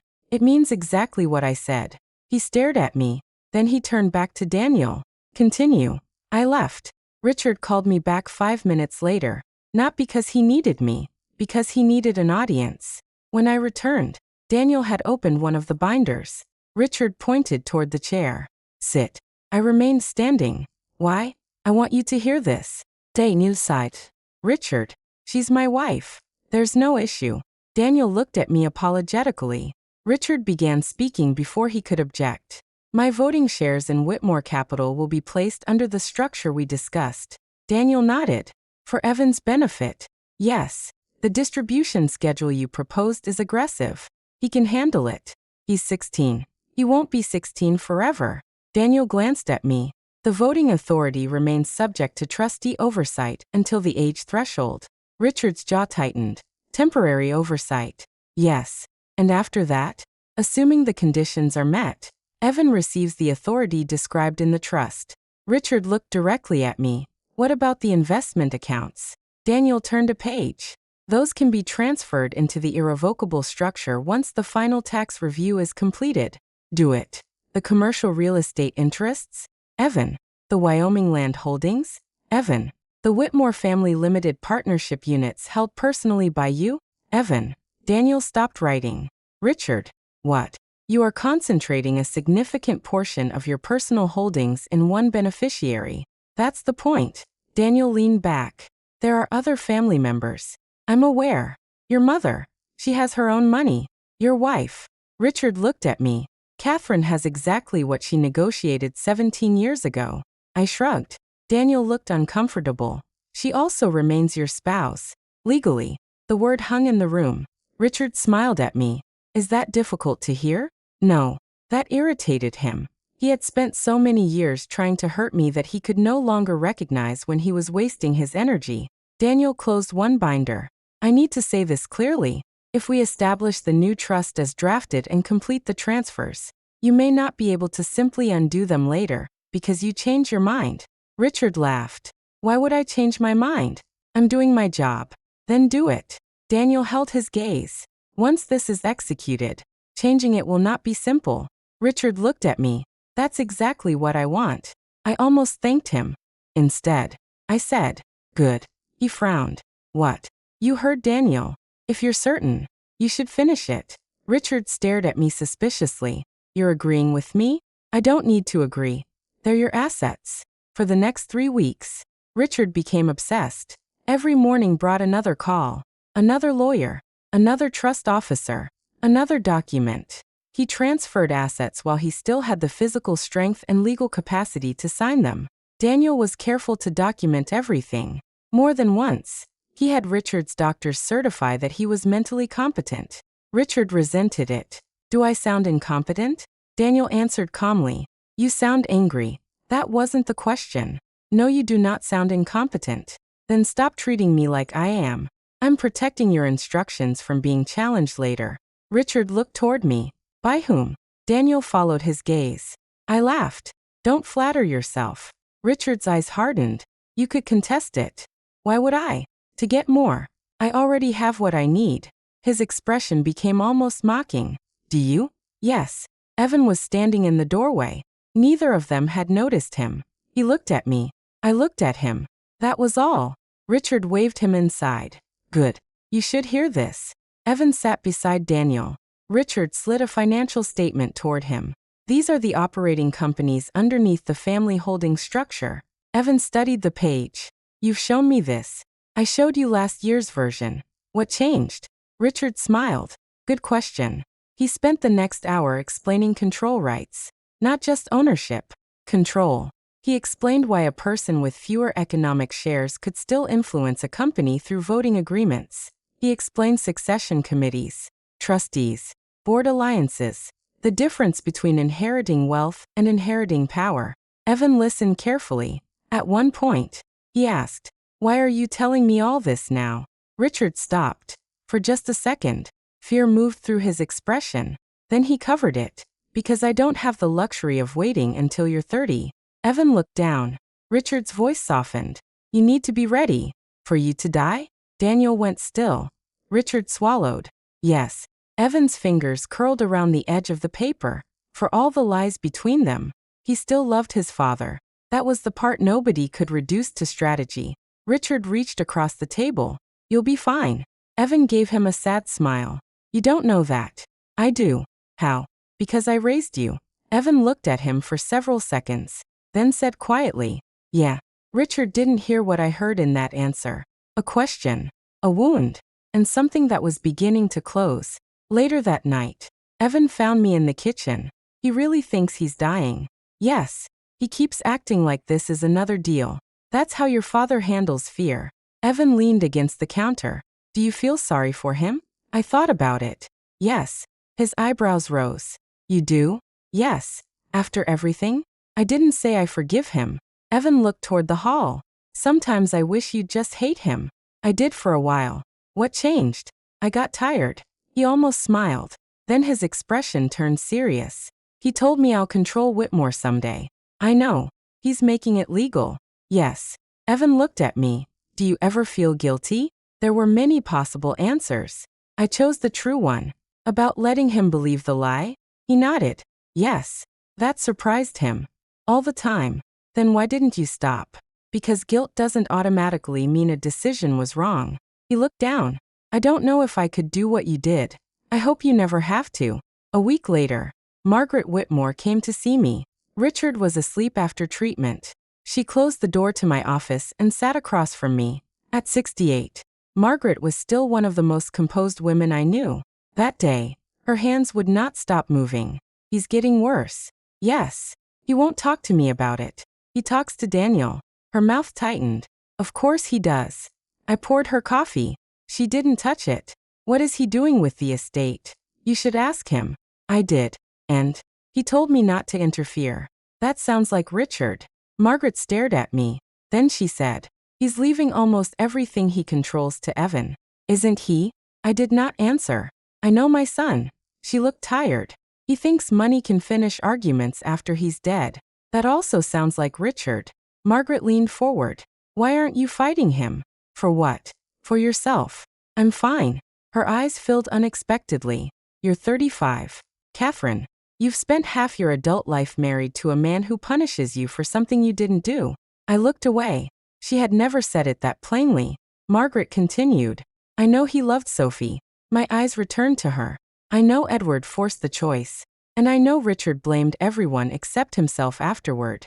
She pressed her lips together. I should have stopped it. The marriage? Yes. You couldn't have. I was his mother. He was an adult. A very young one. So was I. Margaret closed her eyes.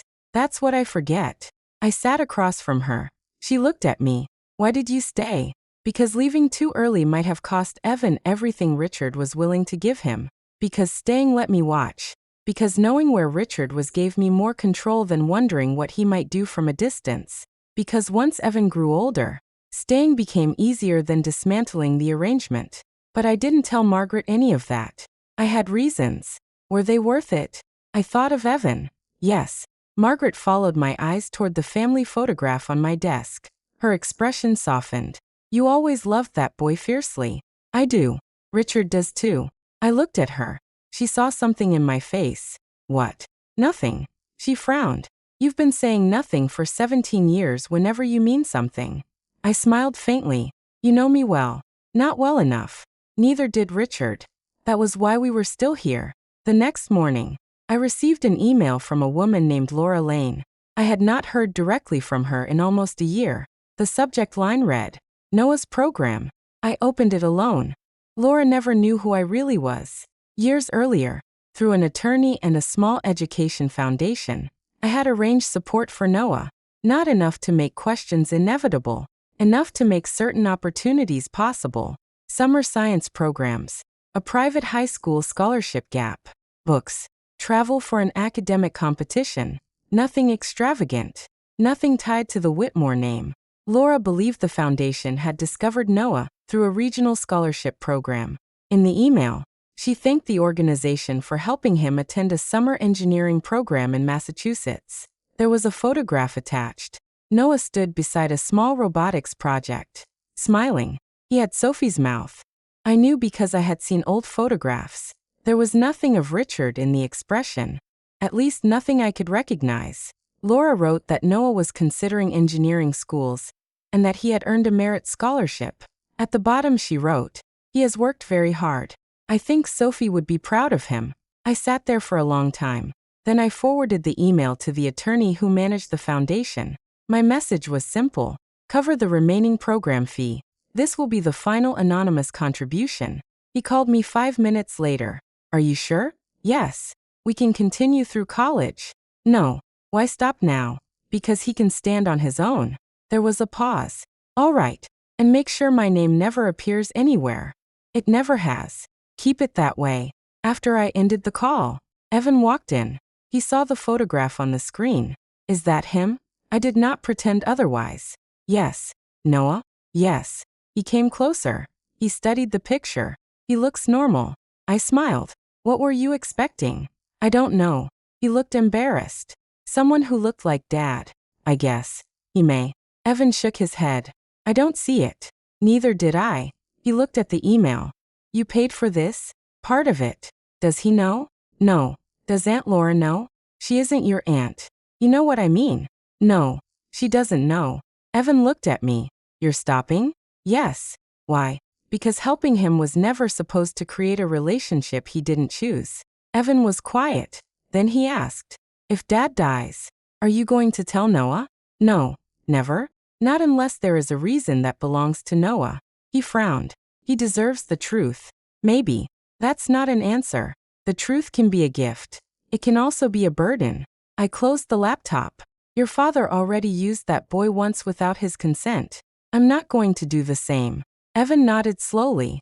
I think that's the first thing about all of this I completely agree with. I accepted the criticism. 3 days later, Richard's condition deteriorated. He returned to the hospital. This time, he did not argue when Dr. Harris admitted him. Daniel arrived that evening carrying the final execution documents. Richard made the nurse raise his bed. His hands were shaking so badly Daniel had to steady the signature page. Do you understand what you're signing? Daniel asked. Richard glared at him. You've asked me that 4 times. I'll ask you a 5th if I need to. Yes. I understand. Daniel pointed to the first document. This completes the transfer of the investment assets to the trust for Evan. Richard signed. The next. This confirms the voting share structure. Signed. The next. The partnership interests. Signed. Finally Daniel closed the folder. Richard leaned back. Exhausted. Done. Daniel checked every page. Yes. Richard closed his eyes. Then opened them again. Effective? Some provisions were already effective. The remaining transfers will be processed under the signed instructions. Richard's breathing was shallow. Can Catherine change any of it? Daniel's expression tightened. No. What about after I die? No. And if she contests? She can contest anything she wants. That does not mean she will succeed. Richard smiled. Good. Daniel stared at him. Richard, I want to ask one last time. Are these still your wishes? Richard looked toward the door. I was standing there. He smiled at me. Yes. Absolutely? Yes. Then we're done. Daniel left. Richard watched me enter. You heard. I did. Aren't you angry? No. He gave a weak laugh. You really are committed to this performance. What performance? Pretending you don't care. I sat beside his bed. I care very much about what happens to Evan. That's what makes this perfect. I looked at him. His eyes were almost bright. For the first time since his diagnosis, Richard looked satisfied. You spent all these years positioning yourself, he said. For what? The family. I married into the family. You worked your way onto committees. You built relationships with directors. You made my mother trust you. You think that was all strategy? I know you. That almost made me smile. No, Richard. You never did. He continued. You thought your child would inherit what I built. I said nothing. His voice dropped. Tomorrow, I'm going to tell you why that will never happen. There it was. The endgame. I looked at him. Tomorrow? I want Evan here. My heartbeat stayed steady. Why? You'll understand. He looked almost peaceful. I've waited 16 years for this.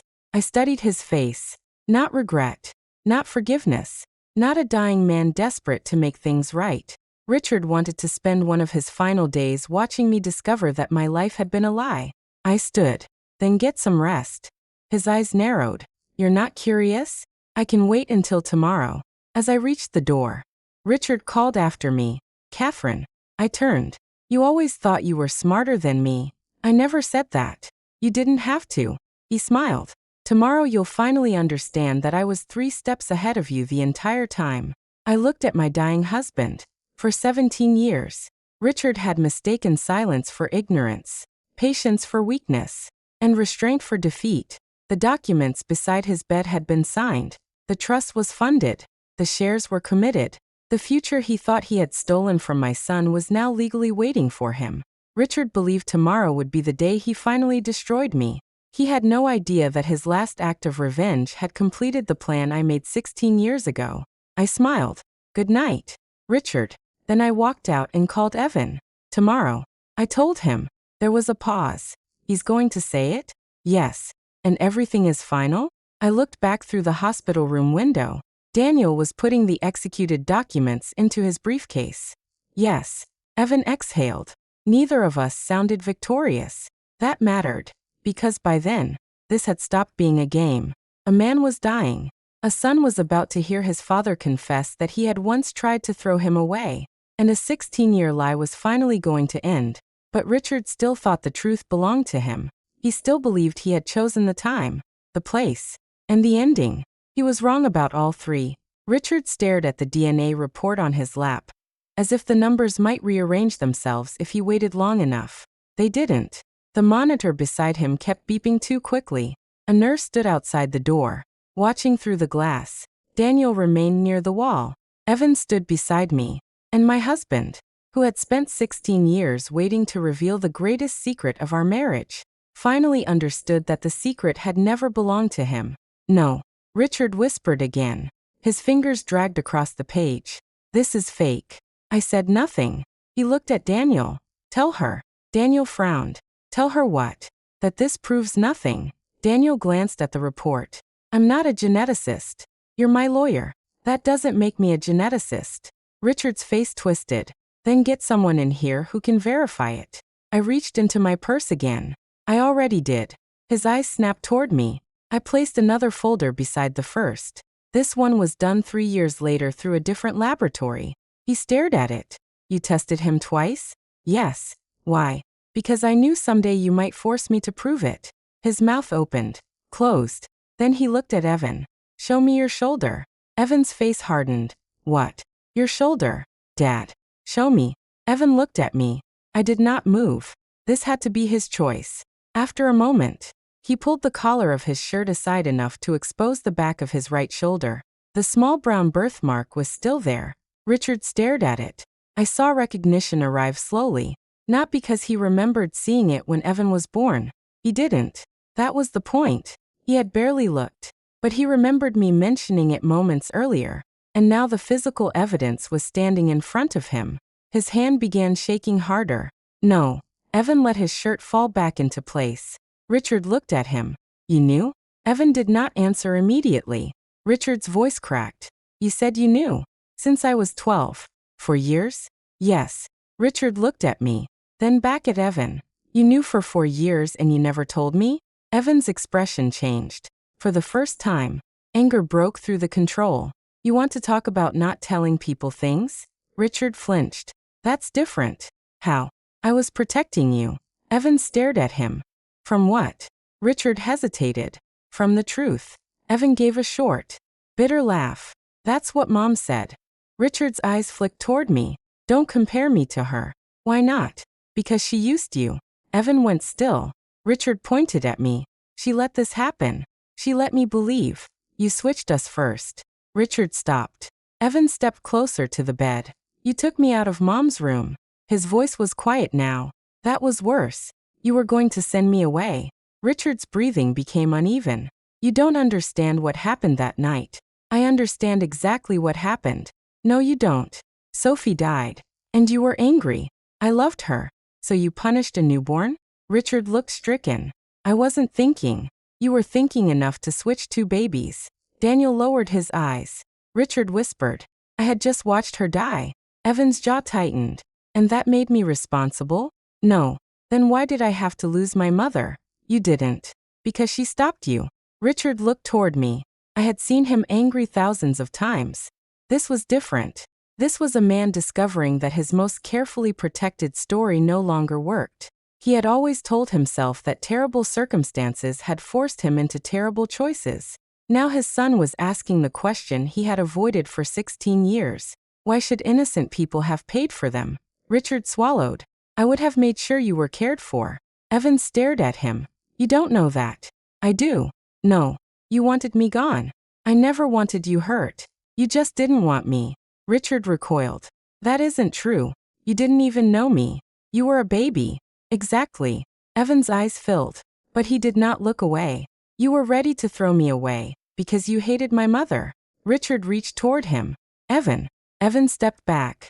The movement hurt Richard more than the words. His hand dropped. For several seconds, nobody spoke. Then Richard turned to me. Where is he? I knew exactly who he meant. Sophie's son? His eyes sharpened. Where is he? Alive. Richard closed his eyes. I watched something pass across his face. Relief. Then fear. Who raised him? Sophie's sister. Laura? Yes. His eyes opened. You knew? Yes. For how long? Almost the entire time. You knew where he was for 16 years? Yes. His face twisted. You watched him? I made sure he was safe. Richard stared at me in disbelief. What did you do to him? Evan's expression hardened. I almost laughed. Even now Richard assumed I would behave the way he had. Nothing. You expect me to believe that? Yes. You hated Sophie? No. His brow furrowed. You hated me. That is not the same thing. You expect me to believe you found her son, and just left him alone? I did more than that. Richard's face changed. I opened the last folder in my purse. Inside were summaries from the Education Foundation, Noah's summer programs, scholarship assistance, academic travel. Nothing excessive. Nothing that could buy a life. Just quiet help when it mattered. I placed the pages on Richard's blanket. He stared at them. What is this? Educational support. For him? Yes. Richard looked up sharply. You paid for Sophie's son? Part of his education. Why? Because he was a child. That's not an answer. It is the only answer that matters. His eyes filled again. You knew whose son he was. Of course. And you helped him anyway. Yes. Richard's mouth trembled. Why? I leaned back. Because Noah never did anything to me. The room went silent. Richard stared at me. I continued. He didn't choose you. He didn't choose Sophie. He didn't choose what happened in that hospital. And he certainly didn't choose to become part of your revenge. Richard looked down at the papers. I watched his face change. This revelation hurt him in a way the DNA report had not.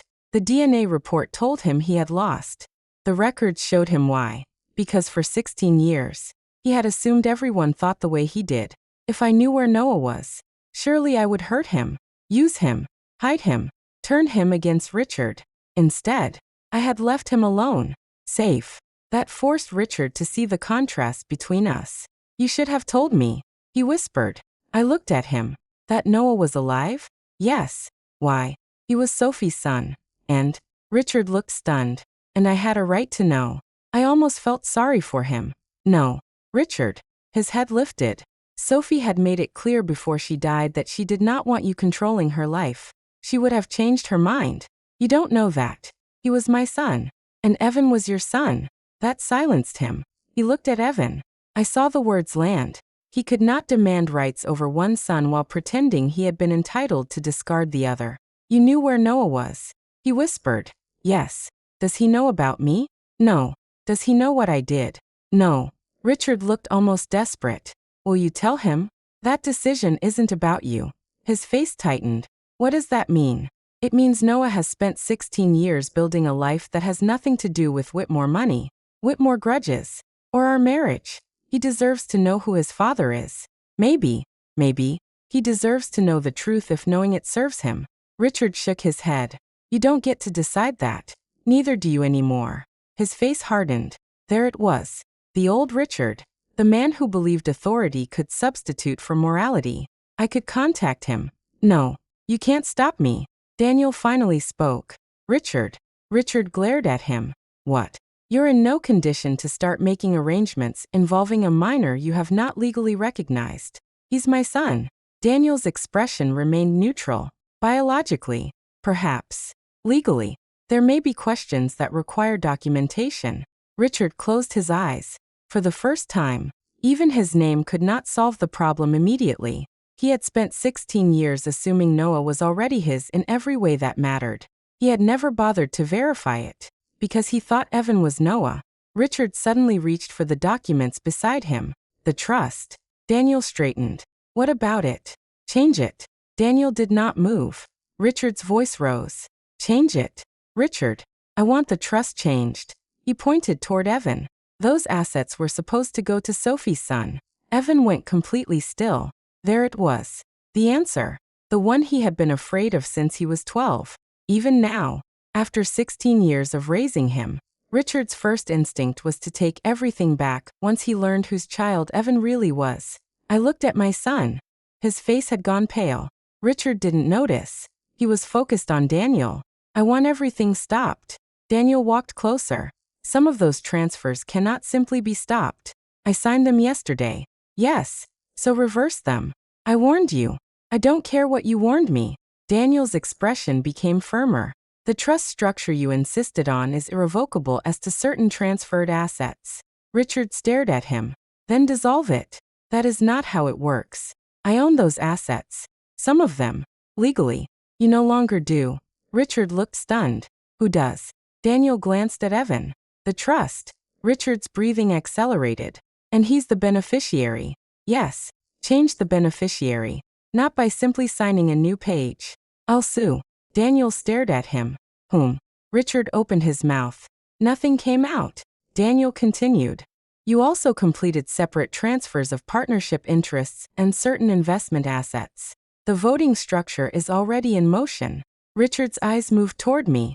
You knew? Yes. You waited until I signed everything. Yes. His face filled with rage. You planned this.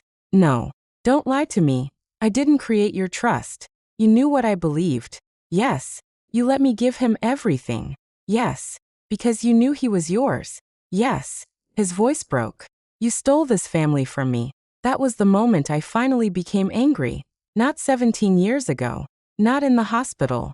Not during every insult. Then. I stepped closer. No. Richard.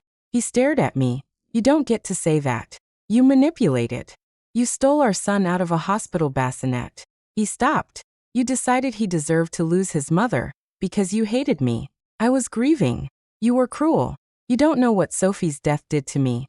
Yes, I do. My voice stayed low. It gave you an excuse. His eyes widened. For what? For every choice you were too ashamed to admit was yours. Richard stared at me. I kept going.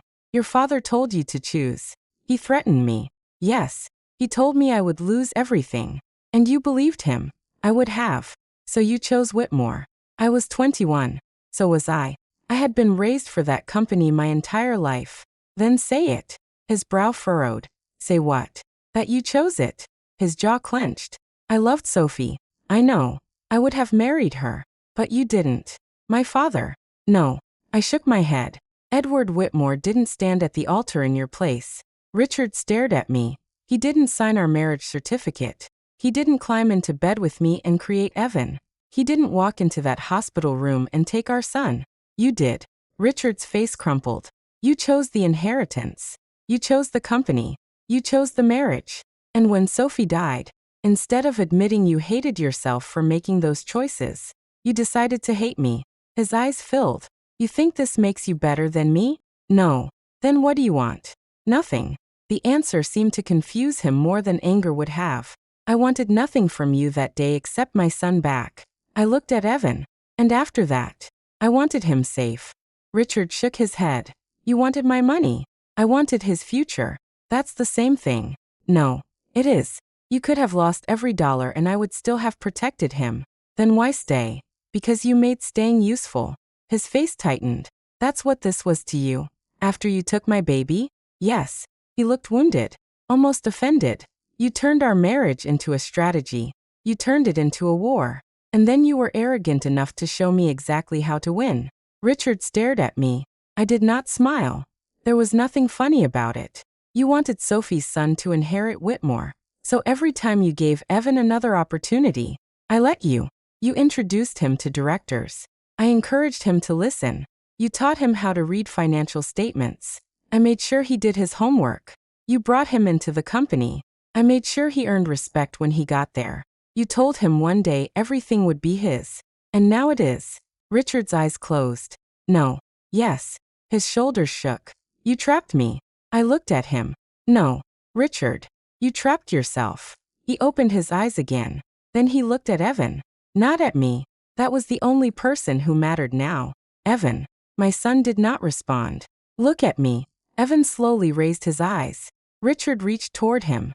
I didn't know. Evan's expression was painfully calm. I know. If I had known. He stopped. That unfinished sentence filled the room. Evan stared at him. If you had known what? Richard swallowed. Evan stepped closer. If you had known I was Mom's son. What? Evan. Would you have taught me to ride? Richard's face tightened. Of course. Would you have taken me to the office? Yes. Would you have stayed up with me when I had pneumonia? Richard's eyes filled. Yes. Would you have said I was the best thing in your life? Yes. Evan nodded slowly, then asked the only question that mattered. Would you have loved me? Richard froze. I stopped breathing. Evan looked at him. Not Sophie's son. Not the child you thought she left you. Me. He pressed his hand against his own chest. Your son. Her son. He glanced at me. Would you have loved me the same if you had known Mom gave birth to me? Richard's lips parted. No answer came. Evan waited. 5 seconds. 10. Richard looked at me, as if somehow I could rescue him. I didn't. Evan's face changed. The last bit of hope disappeared. He nodded. Okay. No. Richard reached for him. Evan.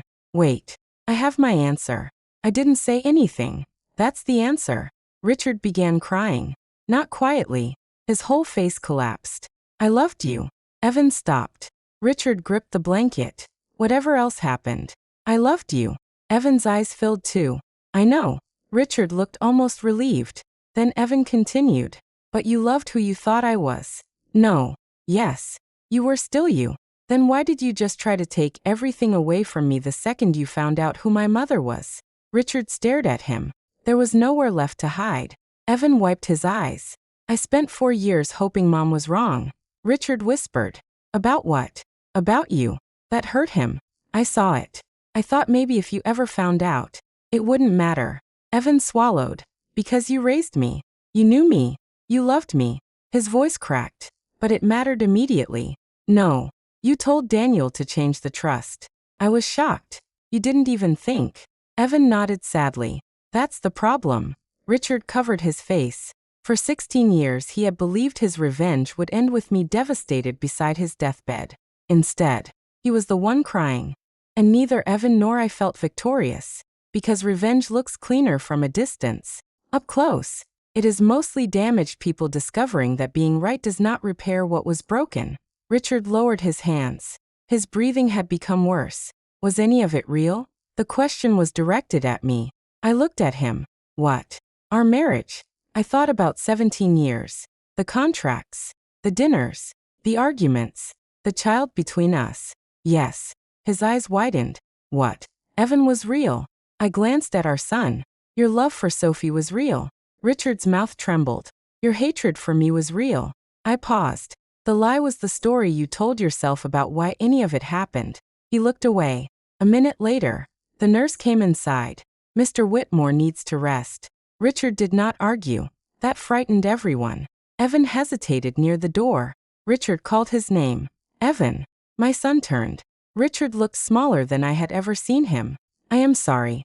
Evan stood still. Richard waited. He wanted absolution. Evan could not give it. Finally, he said, I believe you're sorry. Richard's face tightened. It was kinder than forgiveness. And more honest. We left. Richard died 2 days later. Margaret was holding one hand. Evan held the other. I stood near the foot of the bed. His last lucid moment came several hours before the end. He looked at Evan and whispered, Don't become me. Evan leaned closer. I won't. Richard almost smiled. Then he looked at me. For once, there was no anger in his face, only exhaustion. You won. I shook my head. No. His brow furrowed. You still think this was a contest? He stared at me. I looked at Evan. I got my son back 16 years ago. That was the only victory I ever needed. Richard died shortly before dawn. After the funeral, the Whitmore family gathered with Daniel for the formal estate review. Richard's cousins came prepared to argue. Gregory questioned whether a 16-year-old should inherit so much influence. Daniel answered before I could.